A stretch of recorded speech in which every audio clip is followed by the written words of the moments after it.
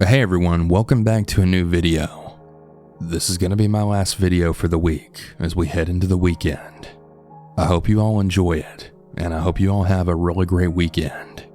If you have your own story that maybe you want to share, consider sending it to my website at southerncannibal.com. With all that being said, let's get into the stories. And remember to always, always, always stay hungry.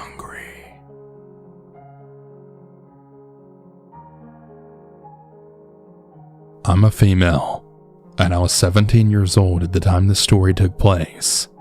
Around 5'2" and weighing at about 110 pounds, but I was fairly toned, so I can definitely hold myself in most situations. I was at my sister's apartment, which was conveniently located right across the road from my own apartment. A little bit of background so you can understand how quickly some of these events played out. We lived in the projects, which were 2-story apartments for low-income families. My mom was visiting my dad in the next town over, so I was often left there alone for days on end. Now on to the story. For privacy's sake, we'll call myself Anne, my sister Violet, and my ex Sebastian. It was New Year's Eve of 2009, and my sister was throwing a party for all of our friends. And of course, there was a lot of alcohol and pizza. It was around 7:30 p.m. when it started. People were going in and out, music blaring, lots of chatter and such. I was pretty damn tipsy by 9:15 p.m. I was sitting on the couch with a friend of mine who we'll call Ren. He's a little emo kid, who I even met through my ex, and he was honestly a really cool kid. He sat down on the couch with me, and we started chatting. My boyfriend was just rotating in different circles, standing around, and just wouldn't spend time with me whenever I tried to join. Ren and I were pretty tipsy, borderline drunk at this point, and we were talking about being depressed and bleak things, like all teenagers really love to do. He and I started laughing about something, when Sebastian then comes over with a really angry look on his face, and asked what was so funny. Ren explains the joke, completely unaware that Sebastian was even mad. Sebastian just gives Ren a really annoyed expression after he explained the joke, and then he walked away.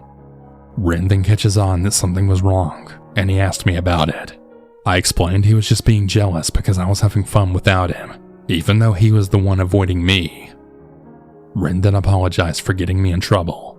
I explained it wasn't him, and did not worry about it. Now, this wasn't the first time Sebastian showed his jealousy in really stupid situations. This was one of hundreds. So Ren then says, "Mind if I ask you a question? Why do you put up with it?" I merely shrugged, not really wanting to go into detail about it. But after thinking about it, I then got really angry and then said, "You know what? It's really not fair. He gets to go out and have all this fun, and I'm sure he does this with other girls. But why can't I? I mean, I'm just sitting here chatting with you, not fucking you for Christ's sake. So what's wrong with this?" We got into the topic of how unhappy I was, and I was really overtelling, like anyone who drinks too much typically does, when Sebastian then came up from behind me without me knowing, and Ren just watched in horror before I realized anything, as I continued blabbing on about how Sebastian doesn't care about me. And when I then turned around, my stomach dropped. Sebastian was hovering over me with his fist balled as he grinded his teeth, eyes wide and staring right into my soul. "Come on!" Sebastian shouted sternly as he jerked his head towards the door. He then proceeded to throw his beer bottle down on the tile as the glass exploded. "It's time to go home." This is when everyone at the party then began to notice what was going on. So I rose from the couch, but I was going to down the last bit of drink that I had in my cup, when he then smacked it out of my hand, spilling it all over me. As I gasped, Sebastian turns around and glares at those who are watching, and then says, "What? Is this entertaining for you?" And then he turns back to me, then yelling, "I said let's go." I immediately rushed to the door without looking back. Once Sebastian and I were at the apartment across the road, he asked me what the fuck that was back there. I told him I was just talking to Ren, and he accused me of flirting, and why Ren? Demanding to know why I wouldn't get up when Ren sat down next to me. Not really having a better answer than just I don't know, he got really pissed off, even more than he already was. The last time I cried and said I didn't know, he shoved me to the couch and then screamed at me. I said, why? So when he did this, I balled up, afraid he was going to hit me, and I told him that he promised he wouldn't do this. Drink too much. He then clenched his teeth and smacked his forehead against mine, demanding to know what over and over. I shifted away from him and then shouted he was being an asshole and really angry. And he followed up with, "You're damn right I'm angry." He demanded I get up, and he asked why the hell I was flirting with his friend. I kept telling him I wasn't, and he shouted for me to shut up. I tried to beg him to listen to me when he screamed it, this time screaming so hard he made himself hoarse. I then started crying because 1, he was angry as fuck. 2, he wasn't listening and kept tyrannizing me because he misinterpreted it all and still wouldn't let me answer. And 3, I was getting really afraid he might do something to me. It was already 10:45 p.m. now at this point, and without another word, he turns and walks out the door, slamming it behind him as it shook in its frame. I then got a text from my sister Violet, asking why Sebastian was crying. I explained that it was because I was talking to Ren. Not even 10 minutes go by before my phone buzzed again, and it was Violet, then saying, "And he's coming back." As soon as I read the text, the front door swung open, then creating a hole in the wall behind it. I frowned and told him to stop it and asked why he was here. Fury sparked in his eyes, and then began spitting. "What, so you don't want me here? So you can invite Ren over to fuck?" I really tried to de-escalate the situation several times when he started literally screaming himself hoarse again. When I then finally bellowed, "Just stop already!" He proceeded to bare his teeth at me as his face twisted up, kicking the table he was next to when I screamed for him to stop again. When I did, he then punched the little table, cracking it in the center, rendering it useless now. "Stop, that's not even yours!" I yelled. "Well, you know what? I don't give a fuck!" he screamed back. When I finally had enough, I screamed gutturally, "Get the hell out!" He then screamed no at the top of his lungs, then blasting his fist into a large picture that was hanging on the wall. Glass exploded everywhere as his hand started pouring blood. I certainly thought that was the end of it, but I was very wrong. His face twisted into a rage, and he began punching himself in the temple, with glass shards still in his knuckles, causing cuts to his head now. I got really afraid at this point. I didn't even know what to do or say. Way too scared to say anything or even move, so I allowed him to continue beating his head. Finally, the energy left his eyes after all that punching and him screaming the whole time. During this process, he had also broken my mother's lamp and candles. The table was worse off, and there was blood splattered all over the place. When he started crying, and it was clear all the fury was gone, I offered calmly to clean his hand and temple up. It took me a while, but I got some tweezers, and I then removed all the glass from his hand and head, then bandaged him. Why did I do this after what he did, you might ask? I don't even know. I guess I was just stupid back then. He went back to the party after that, and I cleaned up his mess the best that I could, deep in depression now, as the exhaustion caught up to me.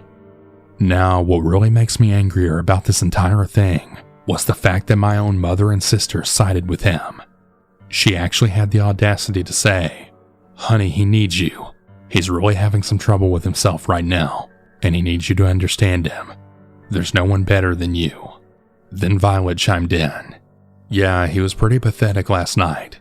He did a lot of crying when he came back. Both times." Additionally, years later, I came to find out that he ended up being diagnosed with borderline personality disorder. I also learned from my therapist that my parents, especially my mother, had been grooming me since early childhood to just deal with these things like they're just supposed to be okay, that they were usually my fault and I need to submit to my man. Yes, she actually did tell me this at one point, as she indicated it's in the Bible that a wife must submit to her husband and his needs. I've been away from him for a long time now, and I have a really amazing guy in my life with a house and a kid. It's going on 11 years now, and he's nothing like Sebastian. I've also been learning over the years with not only the help of my therapist, but also my husband, that I don't need to be as my mother told me and taught me all those years. I talk to my mom as little as possible, and I rarely ever let her babysit our son, because I don't want her to groom him like she did me.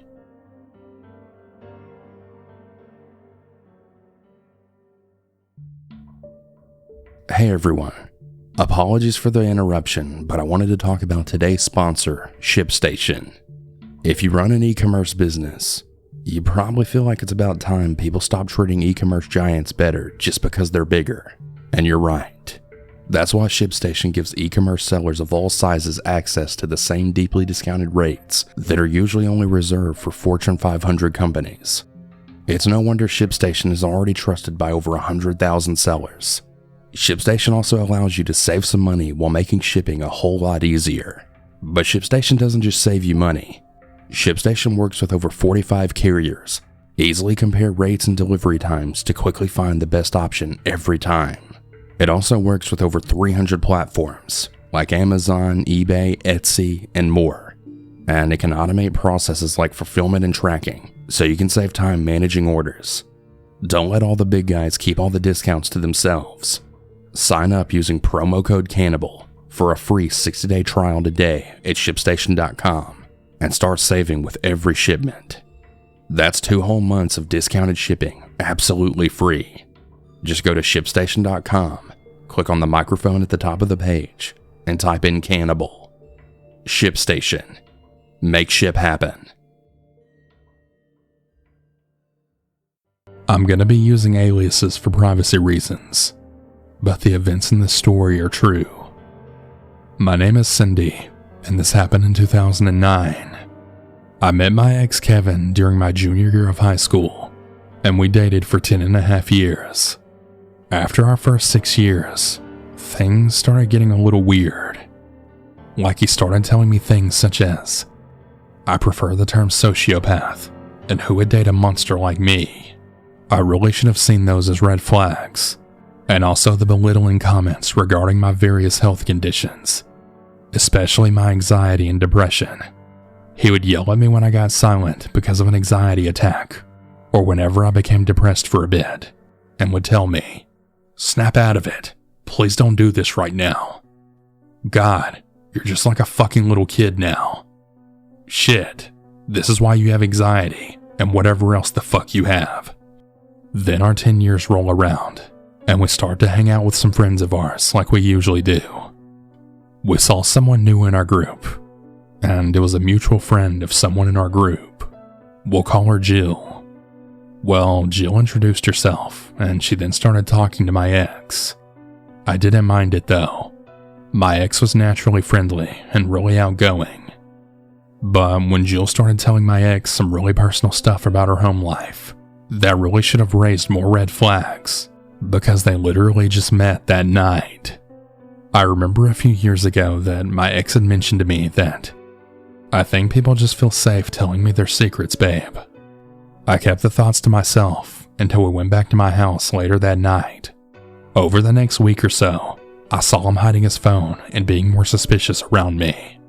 I asked him what he was doing, and he just said, nothing, babe, don't worry about it.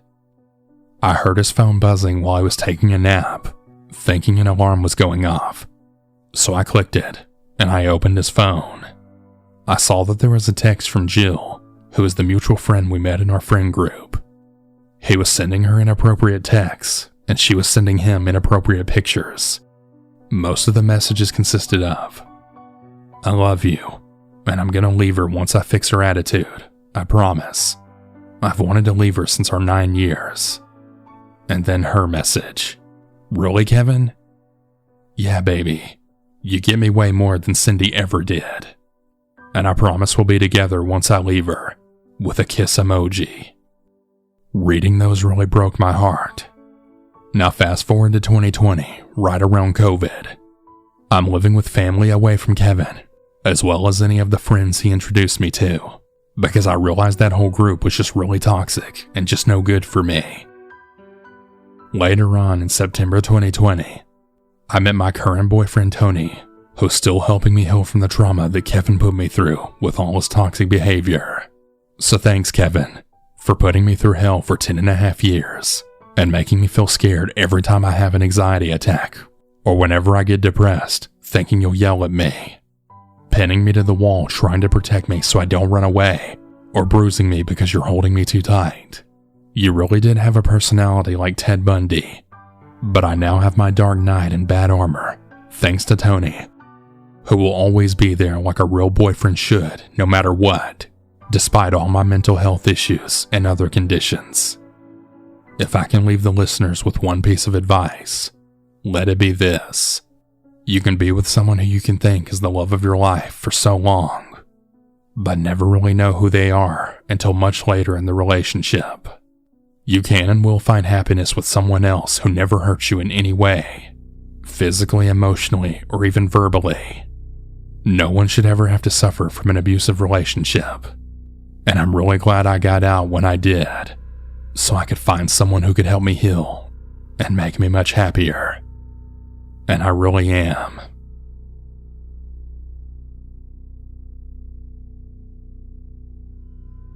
I'm a female, and this happened when I was 18 in year 2000. I live in a big city. I was in my senior year of high school when it happened. Being so young, I didn't have enough to stay safe, and I fell for a lot of lies that I shouldn't have. I met this 20-year-old boy who became my boyfriend because he was friends with some of the guys I was friends with. We'll call him Joe. At first, Joe really wasn't my type, but he had really won me over with humor, sweet gestures, and compliments. And for the first 3 months, the relationship had no issues. He had been really nice, and I later realized that it was just all to gain my trust. Joe started smoking pot, which kind of bothered me a little bit, and I told him I didn't like it. He told me he was going to quit, and he asked me to help him quit. I never asked him to, but he offered. One day I was meeting up with him and some friends, only to find out from them that he was trashing me, saying that he had to sneak around because I was forcing him to quit, and that I was being a bitch. I just ignored it because I thought at the time that he was trying to save face or something. I didn't know. I would go to a club 18 plus almost every weekend, but Joe said he didn't like the club and he didn't want me going there anymore, and he refused to go with me, and he later guilted me into no longer doing something that I liked. Joe's mother owned a whole apartment building, and he asked me to move in with him to his mother's house. I was hesitant, but I said yes, and that's when things got worse. Joe never quit smoking pot. He quit his job, and he didn't find a new one. Then he would scream and whine at me or his mother to give him $50 for pot. He would literally scream and have a tantrum like a child for hours straight. Sometimes me and his mom gave in, because it was really torture having to listen to him. He started doing weird things like calling phone sex hotlines and then saying he didn't. One time when we were going to fool around and I got in lingerie, he then left to use the bathroom. And 30 minutes later, I go looking for him and I knock on the door, and he's making noises before then opening it. And I saw that he had the phone and he was trying to hide it. I then asked him if he ditched me to call the phone sex lines, and he said no. So I hit redial, and it was indeed phone sex. And he then tried to lie, saying it wasn't him. He told me his mom was doing it to try and break us up because she didn't like me. I would find porn vids in his room that he would tell me his mother was planting, and I actually started to believe him because the pornos were granny porn, but he very clearly had some weird fetishes going on that I didn't know about. It wasn't just the porn and the ditching me for phone sex or the money. Even though that was bad enough, he was also controlling. He said that I dressed too slutty and that I was very clearly trying to get men's attention. But the thing is, I didn't dress any different from when we met. He would also get really mad at me if a man looked at me, saying I wanted them, and he would accuse me of checking them out. He told me that he wanted me to wear his clothes so the men would stop catcalling me. I did put on baggy sweatpants and a men's hoodie. I remember this one time when I was holding his hand walking down the street, and some guy catcalled me still. He was so angry at me that he shoved me back in the house. The next time he demanded money from me, I told him no. He said that I needed to give him money and kept yelling at me. His mother walked in because he was being so loud. I still told him no and that I was really sick of giving him my money, and he then started slamming my head right into the air conditioner. I then shoved him and stumbled back, and I ran past him. His awful mother just did nothing but then say to me, "How dare you hit my son, you bitch?" I told him we were through and that I was so damn happy to be done with his crazy ass. But I wasn't. I decided to go back to clubbing because I liked it. The second night back, some guy I didn't know told me that he was friends with Joe, and that Joe had apparently asked him to hack my computer and to spy on me, or destroy it with a virus. He also said then he was outside the club with my picture, telling men who went inside the club to stay away from me because I have STDs. This is when Joe found out that his friend wasn't going to actually hack my computer or put a virus on it, and that no one actually believed him about the STD thing. Joe decided he would come back into the club and then attack me by pushing and screaming at me. Now, everyone knew me at this club, and the bouncer came in, and Joe actually tried to fight the bouncer. The bouncer actually found a knife on him, and he forced him outside. After he was kicked out, everyone was just asking if I was okay. I didn't see him again after that, because he apparently got arrested that night. I found out from a mutual friend that about a week later, he ended up going to jail because he was in a park, and that he apparently got into an argument with two teenagers, and he then picked up his skateboard, and he bashed them in the head so hard until they were unconscious. One of them so badly, the guy almost died. I later found the news article about it, and that he was apparently going to jail for 12 years. Once Joe got out of jail, he had tried to contact me on Facebook with a really long message saying that his mother died and that he now owned the apartment building. He also wanted me to come live with them. I was actually married with kids at the time at this point. He said that my kids could live there too. I mean, come on, as if I was going to leave my husband for him. I told him that he was delusional and that I'm married now, and that even if I wasn't, I would never be with him again, and I blocked him. One of my mutual friends told me that 2 years after that he ended up dying of a drug overdose, and that he lost his mother's apartment, and he had been banging prostitutes, and actually got one pregnant. I think I got out of that psychopath's way at the right time,